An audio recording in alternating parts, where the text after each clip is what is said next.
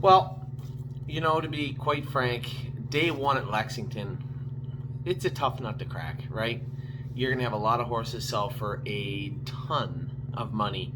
So trying to figure out which horses won't before the sale is tough. Very, very tough thing to do. So what I tried to look at on day one at Lexington is horses that I liked. I looked back at their siblings to see what they sold for, and shockingly enough, they too sold high. So what I'm left doing is trying to put together, if we went to Lexington and we were to buy a horse on day one, what would that look like? What would it take financially? What would that particular horse look like, and what breeding would that particular horse have? Now, I had 3 pacers on this list, but after looking a little closer, I just simply took all 3 off. They're going to go for way too much money, and quite frankly, the 9, I didn't even make a top 10 list. Here's the horse I took off. The horse's siblings went for a fortune. This horse will likely bring a lot more money than we are willing to pay, put it that way. So what I'm left with now is horses I'm going to be looking very closely at. Now, there may be different horses come up on day one once I get to Lexington.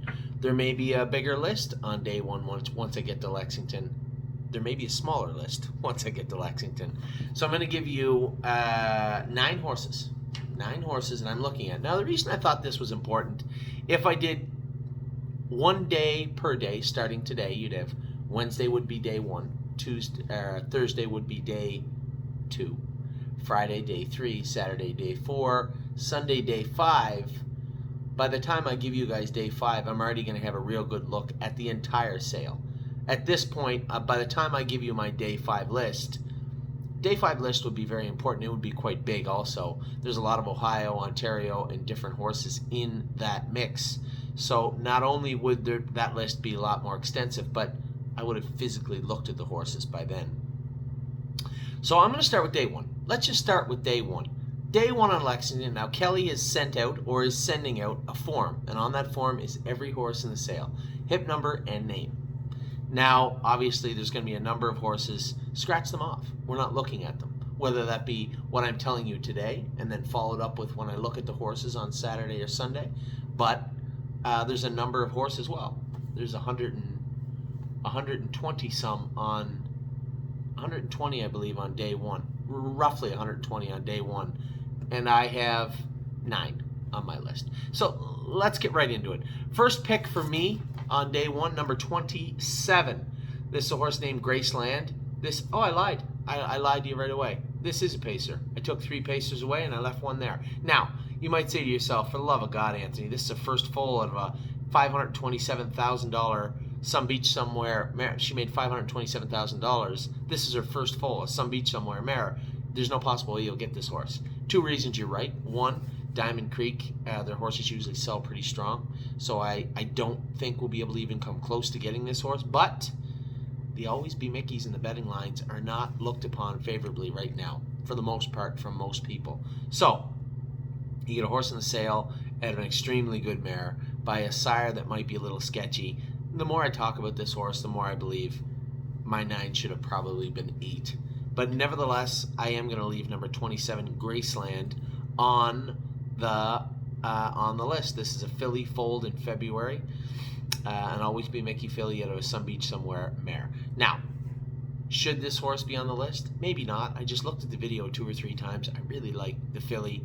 She'll likely be way, way too much. But on the off chance that she isn't, and I'm wrong, sales do go like that sometimes. Number 27 is first on our list. Next on our list is number 42, Creation. This is a Walner. Now, we already bought 2 New Jersey breds. Now, we didn't spend 6 figures or anywhere near that. A tenth of that, and less, for our 2 Trixtons. But Walner is the flavor of the month, of the week, of the day, so to speak. And a lot of people are going to be looking for Walners. Now, why am I even talking about this horse then? Well, here's a horse was bred in North Carolina, selling from the Peninsula Farms. This is a Muscle Hill, out of a Muscle Hill filly. 1 foal, the first one raced, timed in 59. It was a swan for all. Now let me check here. that little puppy, the Swan for All, 95,000 as a yearling. So this is a Walner sister to what's the name of him? Creedom, who was a Swan for All colt sold last year. Worth noting on the first foal, the Always Be Mickey. Diamond Creek has retained both foals out of this mare leading up. So this is the third foal. This one's by Always Be Mickey, selling as number 27. So food for thought. Moving back forward to number 42, Walner colt, March colt. Looks nice, but to be quite frank, I don't know if the page is there. Yes, Walner is going to hold up, especially one of the earlier Walners is going to hold up strong. But when I look at the entire page, not a ton there. So you got a horse bred in North Carolina, selling through Peninsula, selling as number 42. Yes, this filly is a Walner. But is the filly going to hold up? I don't know. You have a brother that sold for $95,000 that didn't do that well this year, that I can see anyway. I didn't go and check and see any live updates, but the Walner colt will probably, again, this is day one Lexington. I'm trying to find something where it may not exist, right? I'm trying to find value in a day where it's not on the menu. So number 42 is a Walner filly. I have colt written down. It's a Walner filly. Day one body. Not so much day one pedigree. So let's look and see what number 42 Creation goes for on day one in Lexington. Next, we're looking at a horse that I like very much and runs in tune with what we had just talked about. This is a filly named, a colt named Local Honey. This is a Chapter 7 colt selling for Brittany. Brittany does a great job raising their foals. The yearlings always look good in the videos. Again, when I look at this horse, I don't mean to critique anybody, but not day one pedigree, but definitely a day one looking horse on the video. My goodness, this good looking colt. Now, again, this is the first foal from a Cantab Hall mare. Now, first foal out of first mare, okay. Second mare, second dam, through nothing. This filly, this mare who made $15,000 at Cantab Hall, and another horse named Sweet Ambitions. The third dam is the dam of Naverdi, $256,000 made by Credit Winner, mark of 55 flat on a 5/8 mile track. Now, again, day one, maybe not the pedigree, but man, oh man, that's a good looking horse on the video. So a colt, so this is why a colt on day one with sketchy pedigree might be the type of horse where people just say next and move on. I don't really think that might be a smart thing to do. You know, we did buy a day one Harrisburg Chapter 7 colt last year for $15,000. That turned out pretty good. So I am definitely going to keep an eye on number 47 Local Honey, selling on day one. Now, the next two horses are my top two picks of the entire day. Now, let's be honest. I'm not in here looking for the best horse on day one. Anybody can do that. Give me 20 minutes and I'll look through the entire day one and I'll tell you who the top 5 horses will be. For the most part, you can do that. I'm not looking for the top 5. I'm looking for the ones that people miss. Maybe in the wrong spot in the sale, maybe jammed in between a number of really good horses and people are just going to pass it by. There's a number of reasons. Maybe coming from a different farm, you know, a different consignment. You know, if you look at all the high-priced horses, Concord, Hunterton, you know, not Hanover here, but usually Hanover, you know, these types of consignments that have a little more power. So I'm looking for every possible way in. What consignment are we looking at? Where's the horse at in the sale? How does the video look? How does the pedigree look? Most importantly, how's the horse look when I get to Kentucky? But for right now, I'm giving you my pre-Kentucky picks for day number 1. And my top pick for day number 1 for the stable.ca is a Father Patrick colt, number 51, Westland Crown. Westland Crown is a brother to Westland Dancer. This horse should go for a lot of money. Now, you might ask, why? Well, something's got to give in Pennsylvania, right? When you talk about trotting money, you know, the money out there for trotters, a lot of it is going to be diverted to Walner, right? You have Walner, you have Muscle Hill in New Jersey. Pennsylvania, you still have a lot of strong stallions. I think that Father Patrick, there may be a little give there, and there shouldn't be, and I may be completely wrong, but there will be give somewhere. There will be some money clawed away from somebody. Could be Cantab Hall, could be, it's already started with Donato Hanover, but as far as the bigger money goes, again, Cane Run Farm has put number 51 Westland Crown, a colt, May 7th colt, a May colt, selling from a consignment that maybe not. All these consignments have thrown good horses and have sold expensive horses, but would you say he's in the top 2 or 3? No, not at all. So I'm looking for, again, where are we going to find value in the sale? Well, I'm looking at the pedigree. I don't know a ton of the horses from the second and third dam, although they've made money. Here's Salutation Hanover, $695,000 in the third dam, mark of 54-1. In the second dam, Yankee Glide Colt Swift Kid, $271,000 made. And then in the first dam, Westland Dancer raced against the best horses in the world for 2 years, $437,000 made. That was a Dewey, Cheatham, and Howe.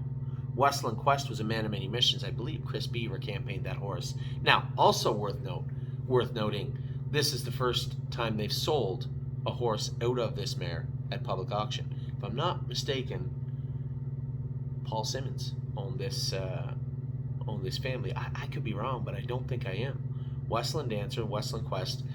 Now they're selling a colt, Westland Crown, by Father Patrick. I would suspect man of many missions to Dewey, Cheatham, and Howe to Father Patrick. A sizable jump. Do I think this horse is going to walk through the ring and we're going to, steal him? No. I think he's going to go for decent money, but number 51, I think, is one of my top picks. I'm going to call it my top pick of the sale. There's a couple more here I really, really like. Number 51, Westland Crown. Here's my notes. May 7th full. We are trying to find the most for the least amount of money. I love this video of this horse. Father Patrick might slide a bit this year, may not. There's also so much hype with Woolner. Could see this horse being grossly undersold. It's possible. Maybe not. Again, it's day one, Lexington. Anything can happen. I'm going to be keeping a very, very close eye on number 51, Westland Crown. Next is number 77. Now I have this horse marked as my top pick, so let's call them co-top picks. 7-year itch, coming from Walridge Farm, Cream Ridge, New Jersey, through via Preferred Equine. This is a Chapter 7 colt, April 13th foal. This is a third foal. Now there has been at least one Chapter 7 sold out of this family. This is the third foal out of a Muscle Hill mare. I think they're both by Chapter 7, if I'm not mistaken, and neither of them were any killers. There is an important thing here. Yeah, last year's Chapter 7 sold for $145,000.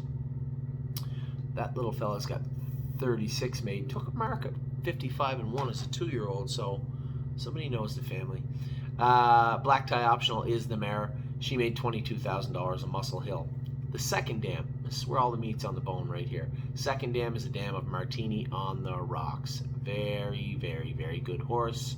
The third dam is Anamosa Hanover, made over $500,000, 2-year-old mark of 156.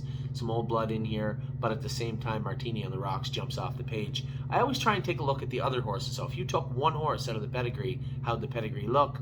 Weingartner is the second one, right below her, 2-year-old mark of 55.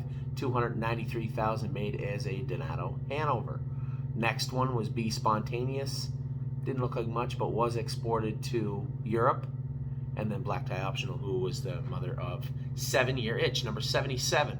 Love the video, like everything about the horse, like the pedigree page. Again, I'm not looking for the best horse in the sale. I'm looking for the most value.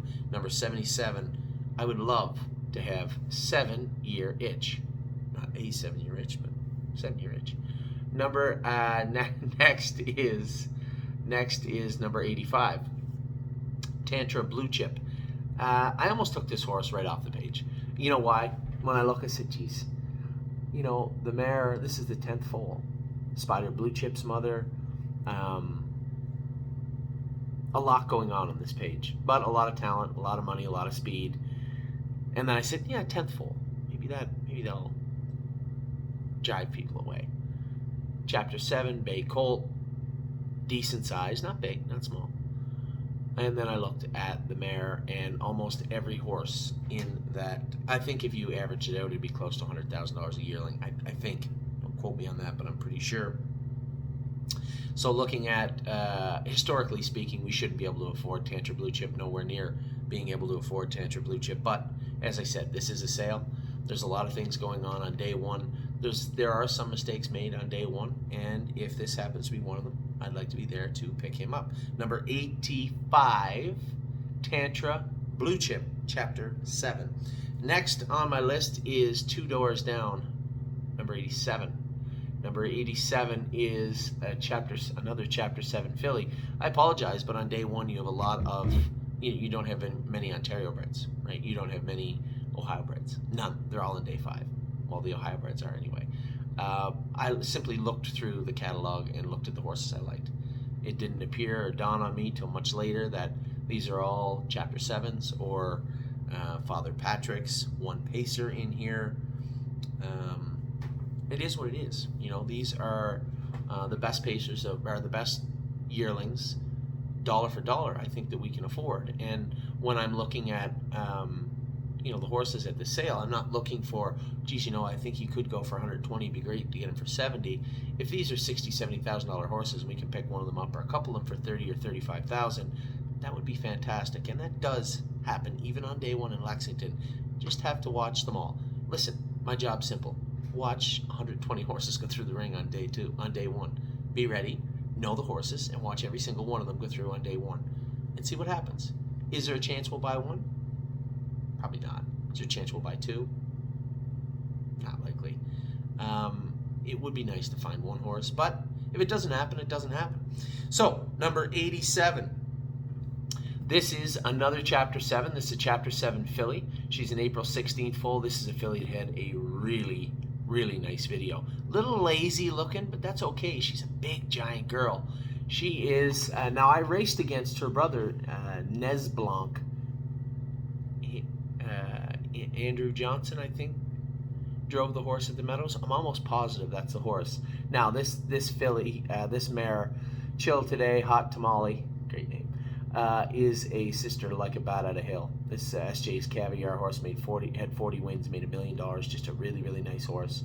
Some other good horses in that family. And then you look down the third dam, Golly 2. Don't know that horse. The final score with just under 7,000 made. It says world champion. Okay, world champion. Number 87 is a horse I thought looked rather good. Now, this says from one previous foal. So the only foal was Nez Blanc. It was a Donato Hanover. I'm almost positive I raced against this horse at the Meadows. If it's one I'm thinking of, is a big black horse. Nothing special, but just a horse. And he was a Donato Hanover. This is a Chapter 7 filly. Number 87. Let's see if I had the sibling, Nez Blanc, was a $28,000 a yearling last year. So Donato Hanover. You could see where you're going with that. Prorate that up to a Chapter 7 in 2020. You're probably looking at $30,000, $40,000 or more. Let's see. Number 87, she's a scorcher. Next is a horse I almost took right off the list. There's just no possible way we can afford this horse. But why didn't I put the last one on there? I'm going to talk about the last one. But I did anyway. In at Rodanthe. Now, this is a Cantab Hall, which would make this horse a full brother to Metz Hall. Why do I have this colt on this list? Well, he's on there now. Full brother to Metz Hall, number 99. I liked his video. Pretty hard not to like his pedigree. Now, everything except for the Cantab Hall in that family are so-so. And in fact, Haul It In was also a Cantab. Now, too, and not racing that well, I don't think. Commando Queen, $124,000. Third dam is the dam on Muscle Hill. There's where all the meat is. So a strong family, a good-looking colt, a horse that I will predict Andy Miller will purchase. But nevertheless, we will watch number 99 in at Rodanthe. Excuse me, in at Rodanthe go through the ring. Next is another horse that I thought was a really, really good-looking horse. This is a Father Patrick filly. April 6th, number 101, Elegant Charm. I'll be straight up front with you. The colt last year, Pit Master, you'll love this. Pit Master sold for $165,000, and as of cataloging, Oh wait, no, that was him, I believe. Pitmaster, yeah, Father Patrick, $165,000. Now 3, he's got a mark at 56 and 3, and 4,800 made. So quick math, it's going to take a while to get your money back on him. Princess Stephanie is also in that family. She's a cadaver, also yet to take a mark. The 2-year-old, she might have been the one. No, they didn't get a cadaver. $165,000, impossible. Maybe they did. Either way, there's 2 foals out of this mare. Father Patrick named Pitmaster and a cadaver filly named Princess Stephanie. This is the sister by Father Patrick also. So you already have a full sibling in the family. It hasn't done all that well. I'm not worried about the front end. Okay, forget the first dam. Second dam is a dam of Muscle Massive, one of my favorite sires of all time for us. He's done so much good for the stable. And then when you look down, there's still lots and lots of money in the third dam. Cobalt, $417,000 by Pine Chip, 9 wins, and then down even in the fourth dam, $373,000 Prolific Lady. So lots of speed, lots of money in this family. Number 101, you're getting close to the end of the sale, close to the end of day 1. This is a Father Patrick filly. Great video. Go look at this horse's video. Number 101, selling from Hunterton, Elegant Charm. Next is the last one on the list. No, that was it. The next one starts at 136. So those are 1, 2, 3, 4, 5, 6, 7, 8. I lied to you? No, 9. Father Patrick filly. So that's 9 horses I'm looking at on day 1. I would say it's less than a coin toss that we can get any of them. But if you were going to put a gun to my head and say, Anthony, who did you want? I'd take either 51 Westland Crown, 77 7-Year Itch, or 101 Elegant Charm. I just think it's an impossibility. I don't know why I put 99 in there. I'm sorry. That was probably a waste of everybody's time. 85 will probably go a little high, historically speaking. Number 42 is one of the first Walners through. It will go for a lot. The 27 Graceland by Always Be Mickey. That right there is a long shot. But maybe. We'll see. So if I was to say, hey, which ones do you think we'll get on day 1, or which ones are you going to see first anyway when you get there? Number 51, Westland Crown. Number 77, 7-Year Itch. Number 101, Elegant Charm. So that is day 1. You have a very rough copy now. Everybody has the entire forms. Go in there, fill out your forms, because it is imperative that we know where we're going for Lexington. You don't want to get lost at this sale, and I certainly don't want to get lost. So go in and fill out the forms. I guess there's no need to fill them out right this second, because we still have day 2 through 5 to talk about. Most of our work will be done in the latter part of the sale. I do have a number of horses on day 2 I've already looked at now. 1, 2, 3, 4, 5, 6, 7, 8, 9, 10, 11, 12, 13, 14. Oh, there's well over 20 horses here on day number 2 to talk about and look at. I'm going to do that tomorrow. I'm going to give you guys the day to digest what I just said and how I said it. I'm going to take a look at day number 2 tomorrow. Take care.